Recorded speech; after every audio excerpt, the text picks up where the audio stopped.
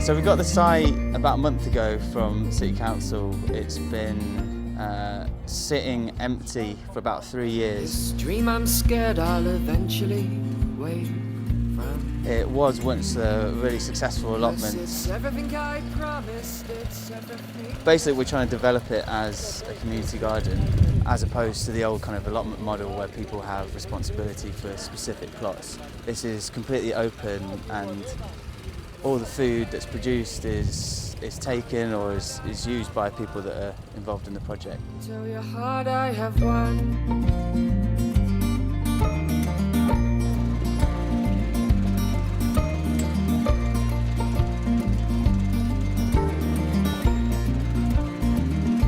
I think the way that the site is orientated with a lot of these houses that back onto it, there's a kind of natural way for people to feed into the project. For a project that's a month old, we've had over 30 people. In fact, we were visited today by a dozen more. I'll stay till One tomorrow. of the people that had come down to the site was able to have a conversation with a neighbour that, for her, was the first real conversation that she'd had with that neighbour, even though she'd been here for decades. So it demonstrated straight away the power of this project, or projects like this, to bring communities together and give them a reason to talk to each other.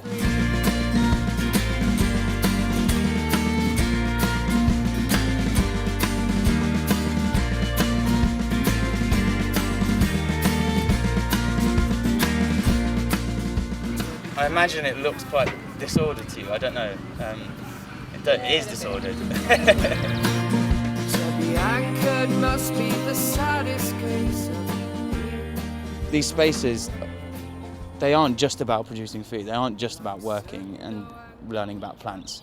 They're social spaces. So on Sunday the 22nd of May, it's a few weeks away, we're going to have a bonfire, we're going to have some food, we're going to have some music, there's a band coming down.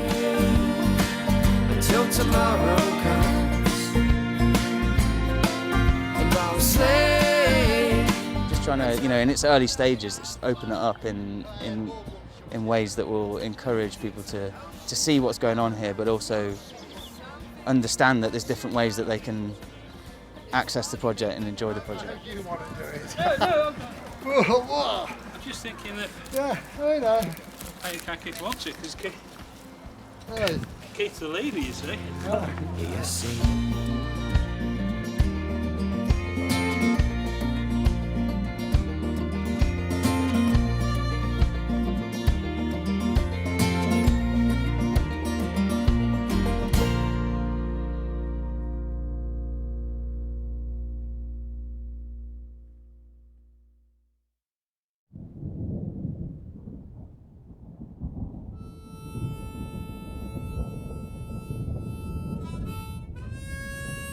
A day like this is your kind of death knell, right? No one will turn up.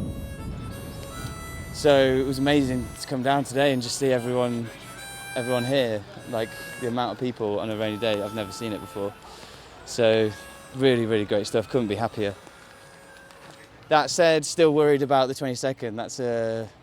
That's a different kind of beast. It's a day that people want to come and hang out with their family, hang out with friends, bask in the sun, have food, music. You can't really do that in drizzle. At the moment, we're just putting a hedge in.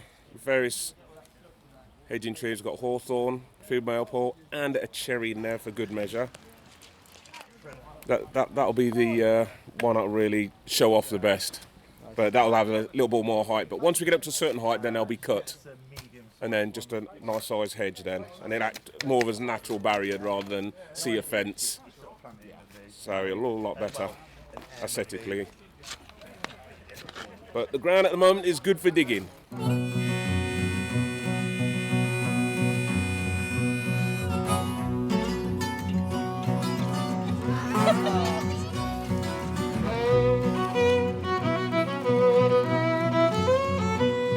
So I wasn't really into into growing and gardening that much to start with. And then I started coming to the Lee Street allotments, to some of the events going on there, like the bonfires and just the weekly sessions.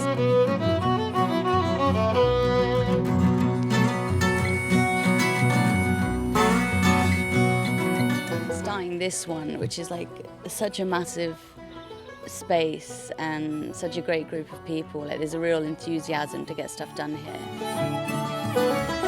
So yeah, today we spent about an hour mowing grass, gathering the grass to make compost, and then we put down this black plastic, which is one of the ways to combat just the extent of the weeds that we've got here. I mean, this site's been sitting here uncultivated for 3 years. It's, you know, it's the worst type of weed. It's couch grass. There's nothing short of a nuclear option sometimes that will get rid of it. So, but one option is to just deny it of its source of energy, which is sunlight, and do that for a long period, and you'll come back and you're never going to get rid of this couch grass. It's always going to be here, but you should be left with some prime kind of agricultural soil, and that's the idea. And it's just nice. We've kind of banked it really. Quick! Look at this, quick! Come here! Come here! Quick, look at this! Look in there! There you are, you're on film now. My name's Mal, and I live local, and I've joined the project for all the company and for anything we can do to make it smarter. I've seen it good and I've seen it bad. Yeah. Yeah. It's nice to be part of a new sort of era. Oh yeah, it's nice because everybody gets involved, we hope. Let's hope we can all keep it going anyway.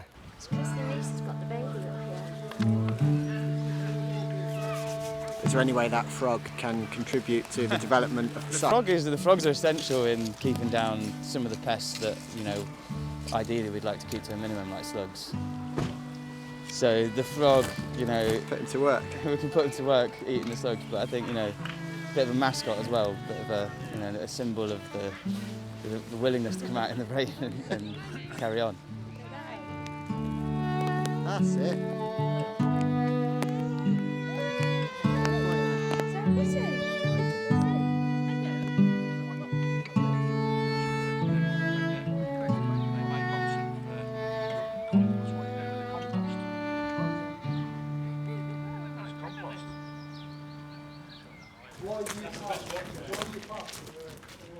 And he had to give it up because he had to have a new hip and he couldn't garden anymore. So he loved his garden. But people always used to look up to him. Yes. Because he was very knowledgeable. Yes, so he picked that up from his father, you know. Yeah. His father was a gardener. What happened after he had to step down then? What? Well, he passed it on, and there was a lady from round the back, Barbara. I don't think of her, and she took it. But then it seemed to go down. She wasn't firm enough with them to make sure they, you know, did the lawns and, you know, kept it tidy, sort of thing. So you got the sense that it kind of fell by the wayside a bit? Yeah, a bit, yes. Yeah. And then gradually some of them left, you know, and nobody else took over.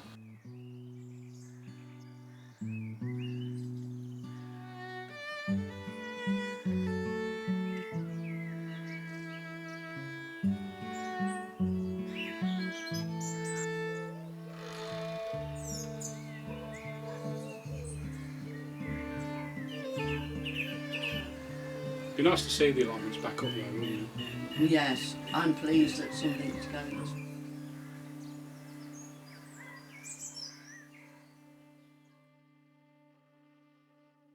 We've been doing this on a shoestring. We aren't resourced fully to get this thing off the ground. I was one of the last ones to be on the allotment because there was just 3 of us that wanted to stay on it, and I got 1,000 leaflets printed. Barbara Garrett paid me for doing it, and we went all around the area, and we got two people that were interested. So they decided then, because we got to pay insurance on the allotment, the income wouldn't cover it, so we all had to basically just give up. How many people do you reckon it'd take in one sweep, one weekend, to get it all clear? Not anybody can just walk down there. Well, it started off as a community project, didn't it? And we were going to try and include some of the schools, the local schools. You've had students coming from Warwick University who've really enjoyed it. we've had people coming from the pod, and I mean, really, as it's built up, I thought that was the idea of it. What is the kind of general feeling about that kind of way of doing things? To have a section of it which we're kind of cultivating in common, but in addition to that, have some allotments.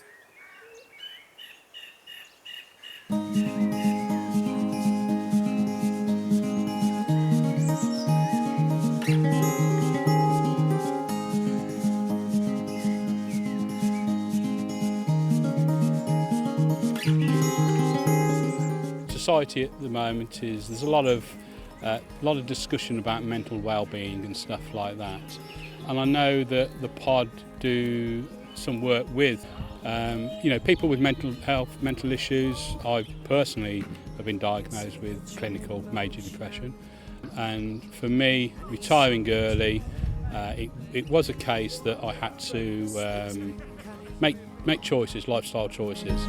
Without using words, the shadow of a giant and the jaw. For me, for the mental well-being, it really does help me. You've got to keep busy. On the grass market.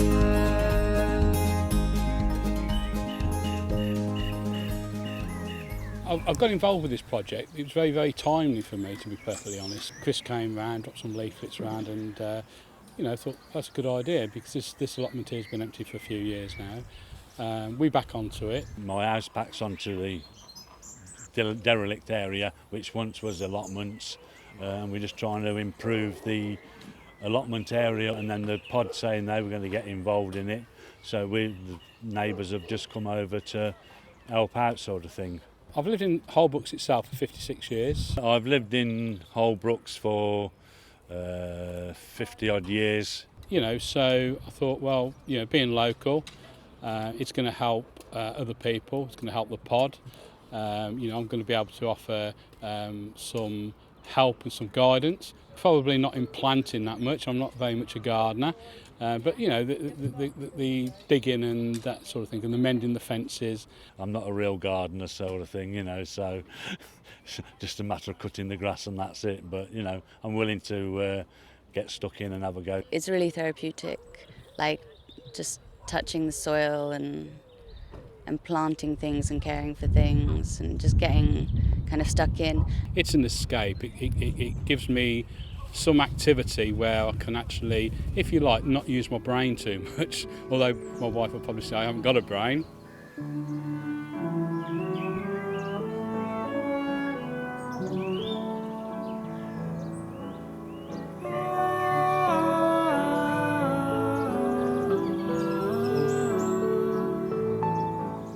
The last time I was down here probably was back in the late 80s, about 87, 88. And my friend Paul used to live there, and his dad had an allotment patch. His dad used to disappear down to the end of the garden, and we used to wonder where he went to, and there was a secret gate, which was green. It was coloured green, but it was also covered by foliage. And then one evening we followed him, and it just come out into a big vast area of perfect ground, with little sheds everywhere, When we bought the house, it was absolutely immaculate. It won many awards, and in some way it was very, very sad to see the allotments turn into the state they are at the moment. It is a bit of an eyesore. I'd like to see this whole site developed into very much a communal garden. So we would just like it tidying up and people to get some vegetables or some produce out of it. Eat some of the produce and hopefully lose a few pounds without having to pay gym fees. So the cafe's objectives and the objectives of the allotment are really similar. So the cafe is all about promoting community cohesion, linking up with different community groups and holding events to do with food. Just interacting with the different groups that come to the allotment is really interesting, meeting different people. Planting some strawberries. Strawberries? And flowers. Oh, nice. When will the strawberries be ready? When the bees come. Oh, okay. So the bees have got to come and do some work. Yep. A lot of work. As a local resident, I think it will bring people together again. I hope it does. it was a meeting place. It was somewhere where people could have a little chat, you know. It was about the gardening, of course, all that's important, but it was just a place where everyone could get together on a Sunday afternoon and have a little drink and just talk about their day. But the second time I came to the allotment, something really great happened. These two little girls, Emily and Ellie, turned up. I was a teacher, so it was really nice for me to kind of have that dynamic and look at all the different ways it could bring in education and all the amazing like opportunities for learning in the garden, as well as just like having fun. 1, 2, 4. 1, 2, 3, 4. I'm number 5.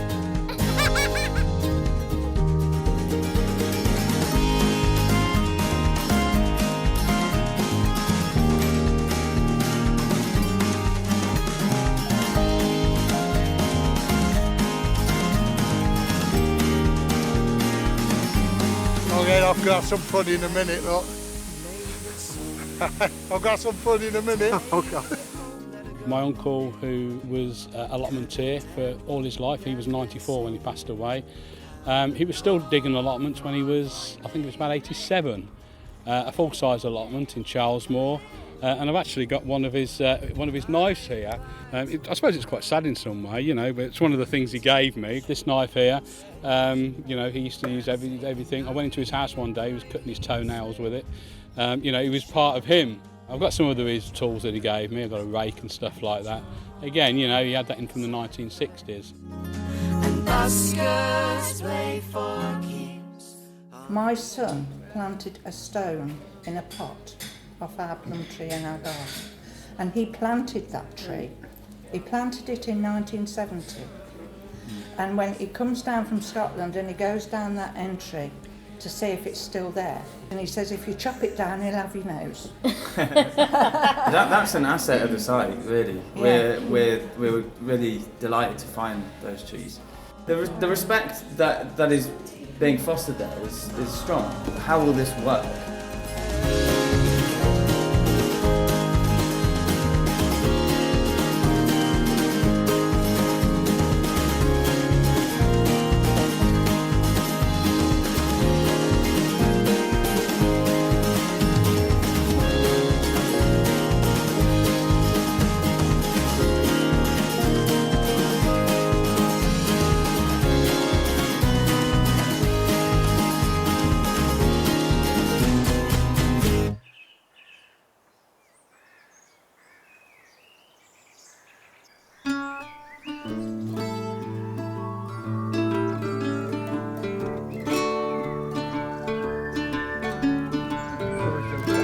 Somebody's done loads of salad, so.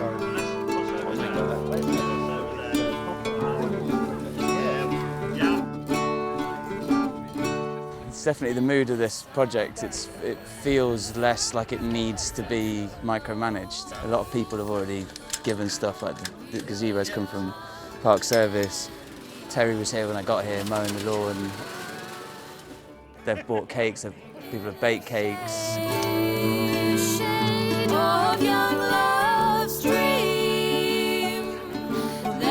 We're in two minds whether to burn all this stuff behind us or go for a little bit more of a modest fire. We've got this little, uncovered this hearth, and also we can compost a lot of this stuff anyway, and it'll be better for the garden.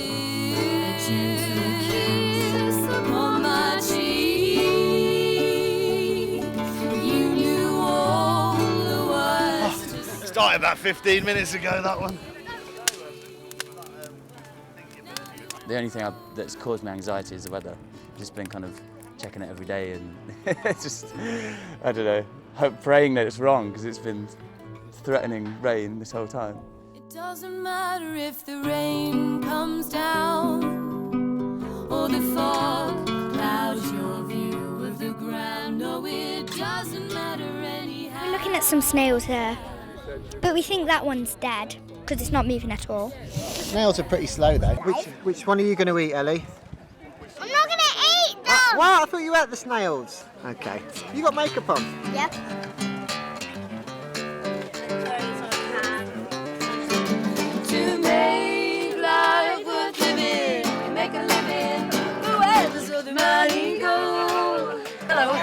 Hello, Lauren. You can help us out. Just shoot you. Right, okay. I made the cake, sir. I've made scones and I made lemon drizzle cake. Lauren, you got one on your foot.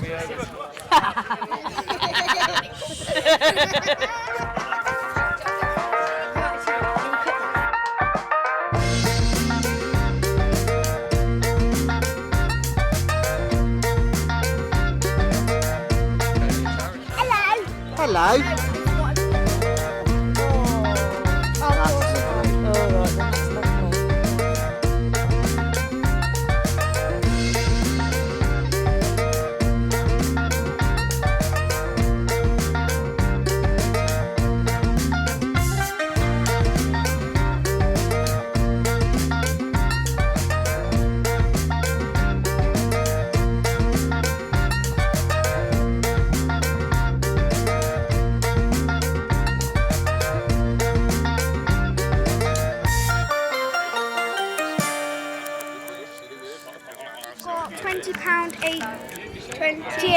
£28.15, and we're still going. How many flowers are you going to be able to buy with that? Probably loads. We just want to make the garden more flowery and people more visit. That's amazing. I've been helping out at the pod with Food Union and at Lee Street Community Garden. I've just come down here today. I've never been here before, and just to see the space and see what it's like. For me personally, like, I really enjoy being outside, and I don't have a garden, so I really like that. Just chilling out, just being outside. Who wants to do housework? I actually say. I think kids should be involved, because I think a lot don't really like fruit and vegetables, or they don't know where they come from.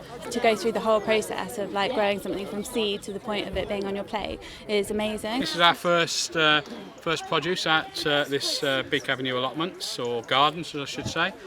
Lettuce, which has just come from over this area here. Okay. See what it tastes like.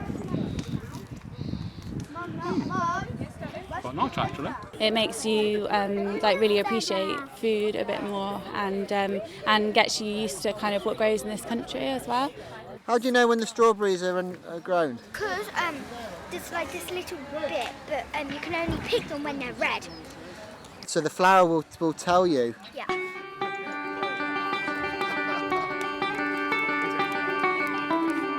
Very good day today. Just a really good atmosphere, great turnout, just a little hint of rain. Food's been in abundance. These guys have burnt a lot of wood. They've done well. Yeah, couldn't have hoped for a better day really. Very nice to be around, you know, like-minded people who want to see the allotment do well. Given how early on this is, I've never felt so positive. I mean, these projects are always going to face difficulties, but just the extent of the turnout with very little kind of mobilising effort. But the word is getting around, and you know, been a lot of interest. As you can see, we've had people that have brought their spades and shovels and forks and wanted to do a little bit of digging, a bit of planting. We've had more people here than what we thought we'd get. So I think it's been a really good day. I think once the area's cultivated a little bit more, you know, it's only going to grow bigger. I'm absolutely certain about that. See what happens, see if we can get another weekend people here. One of the main players, the pod, who's actually been driver of this event, you know, if it wasn't for them, this event wouldn't have been on today. Also for Chris, who's really drove this forward. He's been coordinating the efforts, the park team, the residents themselves have turned up. Absolutely fantastic. So overall, absolutely thumbs up for me. Big success.